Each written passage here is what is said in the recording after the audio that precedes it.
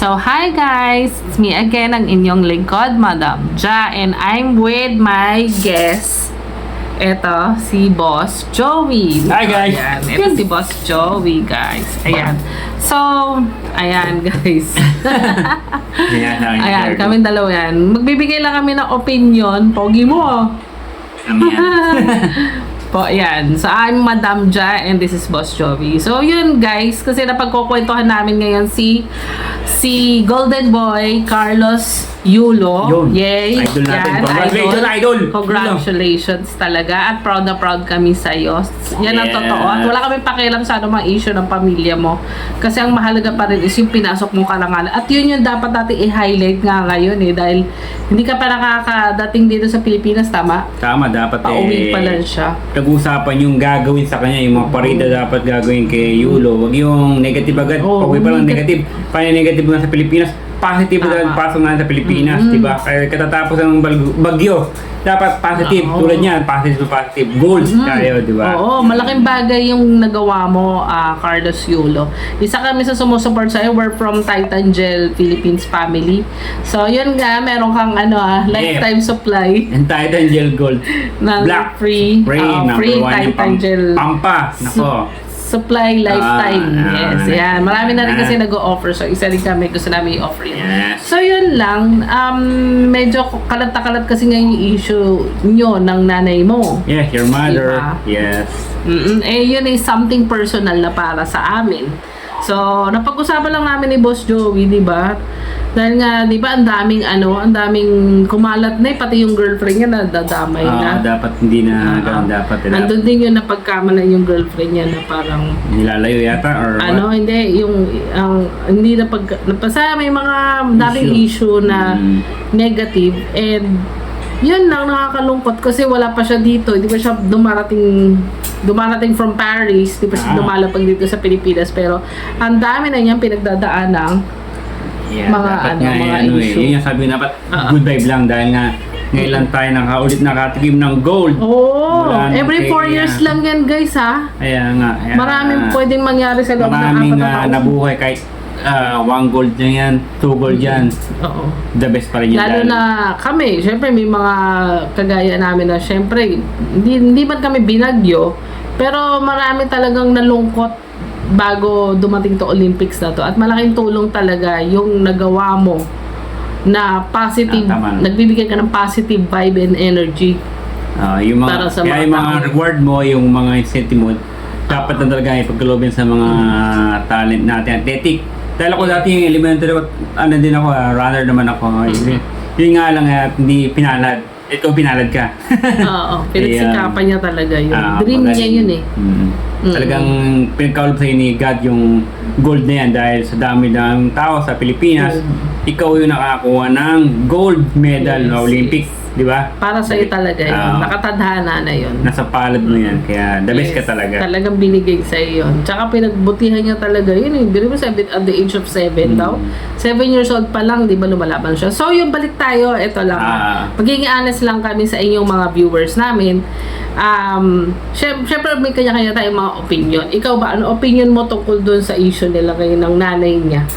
Well, dapat ang issue ko na lang sa nanay niya, dapat give and take na lang or kung ano yung gusto ng anak niya, pagbigay niya na kasi yung anak niya is may edad na yan, may sariling isip na yan, adult na yan, alam niya na yung tama at mali. Gabay-gabay ka naman niya, tayo, magulang tayo. Yung di mo natin baby yung anak natin, malaki na yan eh. Tulungan natin siya ma-develop, yung paano pamasenso buhay niya, tulungan natin siya, uy, matuwa ka, i-reach mo, ay anak, apakagaling mo, the best ka. Legal age na naman kasi. Total, meron tayong pagkakamunawaan, ayusin natin to, maging pamilya tayo. Yun ang dapat tulungan at hindi yung binababa mo yung sarili mong anak. Iangat mo dahil anak mo yan eh. Yung karangalan ng anak mo, karangalan mo rin. Yun ang masasabi ko, kaya sa nanay niya, hindi lang naman kasaping mabuti anak mo kung may masama kayo sa palagayan. Hindi na dapat isinasa publiko. Huwag mo na sabihin sa sa media dahil wala naman tutulong ng media eh. Marami lang uhuhusga sa inyo kahit dahil hindi kayo na kay mga tao magpanghusga, totoo lang. Oo, totoo yan. Totoo yan. Lahat naman, lalo na tayo, wala naman tayong alam sa buhay nila. Dapat nga is mag-give and take, love na lang at anak, ayos na natin to. Congrats. Yun lang naman, di ba? Na maganda yung ganun. Actually, ito babrought up ko lang. A while ago, bago namin gawin itong video na to, meron akong nabasang isang, hindi naman actually sikat, pero isang influencer din, or isang parang vlogger din. Nakita ko yung vlog niya, na pinagmamalaki yung nanay niya na kahit daw napapagalitan siya, ganyan, proud siya sa nanay niya. Siguro may kanya-kanya talaga tayong opinion kasi there are always two sides of the story. Tandaan nyo ha. Laging merong two sides of the story yan. Sa part nyo, yes, hindi nyo kayang gawin yun sa nanay. Simply because baka nanay nyo kasi is okay talaga kayo. Yun, napakabait ng nanay nyo. Yes, pero hindi po kasi lahat ng magulang at anak ganon. May anak kagaya naman, nyo. May anak naman smile din. Yes. Naman, may magulang naman na ano. May magulang naman din na minsan yung magulang talaga may kasalanan. Tayo binabalansin natin. Kaya ganito nga, kung ginagalang mo yung anak mo, pati yung ano mo, magulang, gagalang mo rin. Ganun lang naman yun Give and take tayo, guys. Hindi porke matanda, siya lang lagi gagalang mo. Oo, Pati bata, anak mo, igalang mo rin yan. Marami kasi one-sided Tapos na yun. yung pera, kung pera investment, hayaan mo yung anak mo. Kung gusto mo naman mga anak, baka may extra yan. Pwede mo na. Ganun lang, Magbibigay na magpapaalam ka anak. kahit 100 lang yan. Or 1,000 yan. Respeto, in short. Respeto. Ganun. Kami Respeto nasa kami tawag pagka doon. may pera, nak, pera mo to. Hihiramin mo. Pero Babalik bata mo. pa yung anak Bata natin. pa yun, ha? Hindi, ito, sige, magbigay lang kami kami bilang magulang. Kami bilang magulang at may tatlo kaming anak talaga ni Joey. Ang naging para orientation namin sa family namin, may respeto kami sa mga anak namin. Kahit bata pa sila kasi bakit? Minomold namin sila kumbaga sa clay, madadala nila yung paglaki nila at gagawin din nila yun sa anak nila, which is yung magiging apo namin. Kaya, tama naman yun. Kaya habang bata pa sila, ino-orient na namin sila, hindi, may respeto kami. Alam niyo bang may kanya-kanya alkansya yung mga anak ko? Ginawan ko sila ng kanya-kanya nilang alkansya. Hindi naman gagalawin yun. Papaalam Hindi ka. namin ginagalaw yun. Ipon nila yun. Doon nila hinuhulog yung baon nila. Ngayon, pag kailangan namin, nagpapaalam kami. Hindi pwedeng Na kung sa ibang magulang, sabi, bakit kailangan ko pa magpaalam? Ako kukunin ko nanay, to, ako kukunin ko nang to. bigay na to ganun, hindi ganun. Dapat igalang mo pa rin yung anak mo. Kasi Okay. tapos magugulat na lang kayo. Ito, real talk to ha. Tamaan na po sino tatama dito. Real talk to. Minsan magugulat na lang yung mga lolo't lola na yung anak nila ginagawa doon sa apo. Which is apo na niya, nasasaktan sila. Ba't po ginagayan yung apo ko ganyan? Pero hindi nila nakita na nung time na sila nagpapalaki doon sa anak nila, ganun pala sila. Kaya nga. Psychological po to ha, based on our own observation. Ganun talaga, kahit psychiatrist po tanungin nyo, ganun po yun, nadadala ng anak yun. Napaka-importante po ng Nagiging relationship memory niya yun yung ginagawa ng anak at magulang. Napaka-importante kaya, yan. Kung nakikita nirespeto niya yung, ay, si daddy nirespeto ko ito. Gagawin Ikaw niya din, yun. mas nirespeto ko lahat, magulang ka. Ganun ang the best nun. Tsaka, yung sa pera po siguro ng anak, hindi na naman po underage siguro si Carlo Yulo. Underage pa ba siya? Yeah, Nasa legal age na siya, mukhang sabi nga, pwede na edad na lumarga siya. dahil sa laki nung nakuha niya, isang sakto naman sa kanya. Pwede na. Carlo yun naman, bigyan niya pa rin yung nanay niya. Kahit gano'n na. Siya na magde-decide. Oo, noon. hindi yung... Wag obligahin. Obligahin. Kasi, eto po meron rin kaming sariling na-observe din sa panahon ngayon. Ano yung sinabi mo kanina a while ago bago tayo Alin mag-video? Nagiging investment. Yung anak kasi, hindi natin investment yan. Hindi natin yung obligasyon na tulungan tayo paglaki. Hindi natin sila Dahil, investment. tama. Pinalaki natin sila, pinag-aaral nila. Karapatan nila yun eh. Hindi yung anak, pinag-aaral kita. Tsaka Kailangan ito po ba, noong time po bang ginagawa nyo ng asawa nyo yung anak nyo, ginusto ba ng anak nyo noong very moment na magiging investment nyo pala siya in the future? Mali yun, mali. Hindi mo... Hindi ba, sino ba bumuka ka? Hindi dapat yung anak kasi ano yan Diba? gift of God. Kaya hindi dapat yan gawing investment na pag tumanda ako, ito na magtataguyod sa akin. Ito na yung mag-aano sa akin, yung magpapaginhawa sa akin. Wait, kung di ka binigyan ng anak, paano na? Salamat ka, binigyan tayo ng mga anak. Kaya yung anak dapat tulungan mo umangat. Yung umangat, hindi yung Ito gawing pa, investment. meron na naman babara dyan, sure yan, may magsasabi dyan. Ay, hindi naman masama, Boss Joey, yung opinion ko na, paglaki nyo, tulungan nyo naman yung anak nyo. Kasi may mga ganong pag-iisip may mga ganon ng mindset na medyo may edad sa atin. Definitely meron. Tama naman yon. Yung anak talaga is tutulong. Pero hindi yung tutulungan pa rin kayo. Huwag Tulungan, obligahin. hindi mo obligay na anak. Kailangan, Oo. buwan-buwan meron kang 10,000 sa'yo. Hindi ganoon. Oo. Anak, baka may extra ka dyan. Kasi ito po, Pwede ka mahingi. Yes. Hindi yung obligin mo, nak. Baka monthly ikaw magbabayad ng kuryente. Ikaw magbabayad ng upa. Hindi yung ganon. Inabuso. Hindi inabuso mo naisip na yung anak niya, dahil lang gusto siyang pagbigyan, dahil magulang siya, mahal siya ng anak niya. Wala na. Dahil lang ayaw lang niyang tumanggi sa gusto ng nanay o tatay Hindi niya. sumamalob. Para hindi sumama. Kasi may ganong drama minsan yung mga magulang eh. Ay. Real talk po to I'm not Lalo, referring to my parents. Lalo may asawa na. Joey was not referring to his parents. Actually, patay na po ang magulang ni Joey. Yes. Ulila na po siya. Wala pong ganong issue sa amin, ha? Huwag niyo kong ibalik sa amin to. Alam namin yung mga ibang Sabihin ganyan. binabalik. Ano lang, Hindi, para wala lang ganon. ito yung paliwanagan lang na magkasundo yung mag-ina. Kahit konting ganon patiwara na lang. Tapos ang pinakapangit pang pinag-aawayan is pera. Pera, yan ang root of evil Pangit nga naman, yan. pera talagang root of evil yan Oo. Yan ang ano dyan. Ang ang issue lang dito is, dapat talaga magpaalam ka kung pera anak mo. Yun ang Respeto. paalam ka anak. Yun lang ko yung pera mo pag ano papalitan ko. Okay lang ba? Okay Kasi lang. tingin ko po, para kasing yung anak mo ay masyado sigurong nahahawakan sa leg or nasasakan in a way na parang tingin mo sa kanya is bata pa rin. Pero di ba na hindi mo naman kasi alam ang gagawin. Ako, mother knows best. Pero Ganun hindi yun mo eh. alam na yung anak mo pala may iniisip na maganda para sa pera niya. Baka Baka may mag-iipon gusto siya. siya. May bibili siya Pero pride naman niya yun eh. Ang point ko lang din sa mga magulang na kagaya namin, matuto kayo gumawa rin ng sarili niyong pera, mga mamshi. Kasi kami po proud po kami, may sarili kami negosyo. May mga negosyo po kami. At gusto namin ipamana yun sa mga anak namin in long term. I mean, in the future. Sana kayo gano'n din. Hindi yung parang, anak, ikaw ganyan, investment kita. Alam nyo, hindi ko alam kung totoong anak nyo ba talaga yun. Ba't ganun yung tratuhin? Hindi natin masabing ganun. Walang mali yun. masama Pero na sa iba, siguro tama, pero sa aming opinion, hindi kami agree. I'm sorry. Kahit saan naman siguro mag-agree kayo na ang anak kayo na investment. Yan sabi nga, gift of God. Yes. I-risk natin yan. Sabihin, pinag-aaral kita, binuhay kita.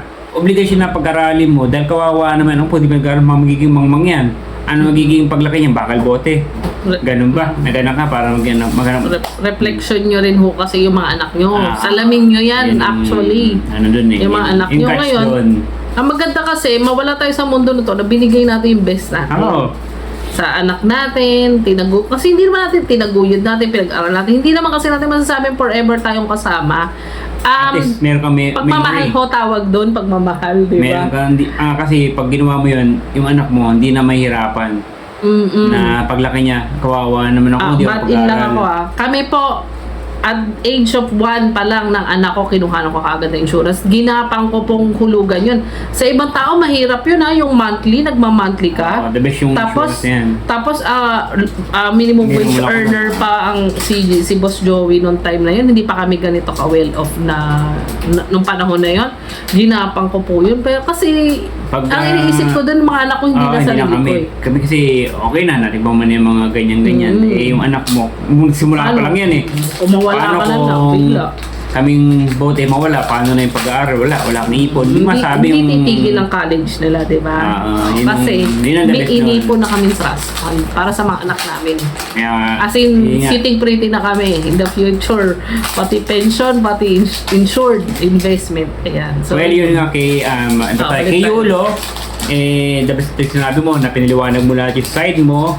Siguro, galing mo. Napakakalmado niya, no? Kalmado ka, magaling, mahusay. Ang gawin mo na lang is, kung sabi mo na ay mabuti, kalmado siya. baka maging close kayo ulit. At kung di naman, bigyan mo ng konting ginhawa or yaya, diba? Na-observe ko kasi kay Carlos Yulo. Based sa pag-observe ko lang dun sa ginawa niyang parang statement ngayon, a while ago. Pero tomorrow daw, magpapapress ko yung nanay niya, which is I don't think dapat hindi na. Actually, kasi personal na po yung issue niya. Pero yung ginawa ni Carlos Yulo, alam mo, proud ako sa, ang lakas ng loob mo, nagbigay ka ng statement mo. At the same time, yun nga, parang may sama pa rin siya ng loob eh. Siyempre, siyempre dapat hindi ka agad nawawala. At tayo nga kasi yung magulang, hindi natin pwedeng piliin yung mapapangasawa natin. Ayoko yan. Hindi yan ang gusto ko. Pero kung nakikita mo pwede. Pero kung kita mo namang nakapag-aral yung girlfriend o yung boyfriend at maganda naman yung pamilya, wala namang addictus or ano pa man. Hindi niya kasi binibigyan daw ng chance, di ba? Pinaglalaban ni ego mo. Kasi yung kung magmamanage nung magiging asawa niya, nung pala napangasawa kala mo mabait perfect pala. Totoo yan to makinig po ang marami sa inyo. Kamamado ng magulang.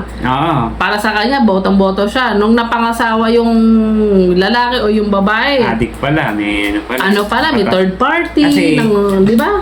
ganito kasi yan tayo kasi, hindi natin makikilala yung tao hanggat di mo nakakasama. Hanggat di mo rin binibigyan ng chance. Hanggat di mo binibigyan ng chance. Pero yung nakikitong pa lang, inusugaan mo na, mali yun.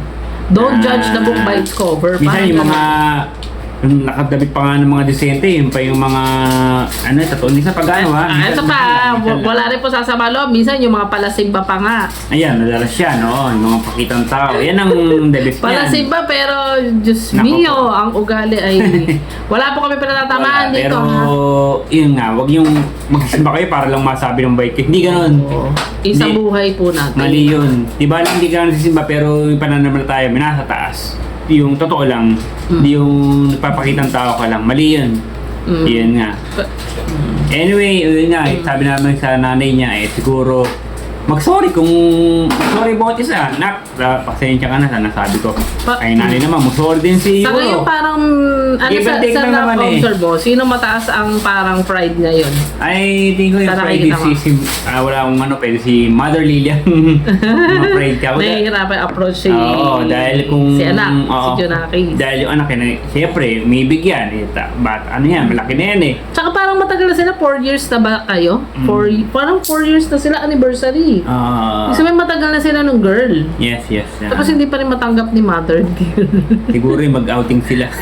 Nag-outing na nga, parang may ganun sila Nagpunta silang Baguio. Ang bilis ng chika ko, di ba? Nakinig lang ako. Magaling ka, Madam Dia. Ayun. Yes. Yun lang, siguro, mag-usap na ng mabuti. Bigyan mo ng... Tsaka sana maayos nyo po. Sana talaga, dumating yan tayo na maayos buong nyo. Pilipinas tutuwa, tapos si nanay mo hindi matutuwa. Hindi maganda. Actually, in-stock ko pareho yung account nila Pati si Mother Dear, tinignan ko rin. Totoo to guys Tinignan ko yung account ni Mother Dear at wala akong nakita pag-congratulate kay anak nun. Ako yun, alam nyo, hindi ko kaya yatang patigasin ng gano'n ng puso ko. Alam mo, mabilis akong lumambot sa mga anak ko, hindi ko kaya yun. Hindi kasi, iba kasi yung personality. Lahat kasi sa akin dumedi yan Sa akin talaga iba-iba ng personality ng tao. Pero lahat sa dapat akin man yan, lang, parang marupok ako guys. Hindi ko kaya yun. Kahit ano yung pagkadaanan. Natutuwa ka anak mo yan yung anak mo. Siguro, yung hindi lang mailabas yung nanay niya yung siyempre parang baka kailangan na tag-uusap talaga, mag-uusap. Siguro, masyado sila maraming hindi lang masabi, baka kinikim lang. Pero alam mo, again masasuggest po namin, hindi po tama yung ginagawa nyo pareho na nagpa-podcast kayo or nagpapa-interview kayo sa personal niyo buhay. Napaka-sensitibo ng topic na pinagdadaanan nyo pareho ngayon. At yan, masosolve lang po talaga yung harap-harapan. Well, yun nga, dito lang kami para sabihin na sana magka-ayos kayo ng Mother Lily mo. Dahil, tuwan-tuwa buong Pilipinas, sasiyos ang nanay mo, yung sa'yo is hindi maganda. Kung sabi mo rin Mother Nay, pasensya ka na, kung sabi ko, dapat din may nanay mo, anak, pasensya. Open-minded din dapat yung nanay. Pero kung wala, yun lang. Hindi natin masasabi yan. Kung talaga matigas yung nanay mo, paluin mo, joke lang. pero kung si Carlos Yulo pa yung parang hindi pa ready, siguro it takes time. Ipag-pray nyo na lang rin po, mother, yung anak ninyo na lumambot ang puso. Or kayo na rin na mag-reach out. Kasi parang masyado na siyang maraming, kinimkim. Kailangan na niya sumabog, in short, baka sumabog sa anytime. Kaya nga siguro nag-air siya dahil nga napakakalmado niya. Nasasaktan din siya sa sinasabi ng nanay niya, sa girlfriend niya dahil siyempre mahal niya yan. Yung parang naging, yung sabi nga ni Idol Yulo, yun yung tumulong sa kanya siguro nung kailangan niya mga konting pera o konting panggastos ay girlfriend niya yung tumutulong sa kanya. Yun naman, pero yung isipin mo na baliwala ka sa anak mo, hindi, nanay ka niya sabihin, naalala ka rin ng anak mo. Yun lang siguro, nagkaroon lang ng gap dahil nga sa pera. Dapat nga yung pera, pag-usapan niya na wala na yan. naman sigurong gambling issue si Mother Dear or any issue. Sana wala naman. Ayun. Oo, yun din. We have nothing against doon sa mga magulang na, alam mo na, pero still grabe. Kung nagiging, eto, balikan ko lang rin. O wag na. Ano ba? Parang siguro Wag na, Hindi, oo, wag na siguro, wag na, never mind na. Ano lang, Next topic na lang ulit. Yun nga, tayo ganong issue. magiging maayos na lang sila dahil na pauwi na naman si Yulo magkaayos Oo, sila. congratulations sa pabalik ka na at i-claim mo sa amin ng iyong free time dyan. Magagamit yun dalawa yan. With maximum pa yun. Okay, thank you. Yes, bye-bye. God bless all. Comment na lang ng inyong mga opinion guys Yeah. Love, At love, kung love agree all. ba kayo o hindi, pa-heart. Thank you for watching. Pa-subscribe, follow at pa-like na rin po Boss Joey and Madam Jazz signing off. Bye-bye. Thank you guys.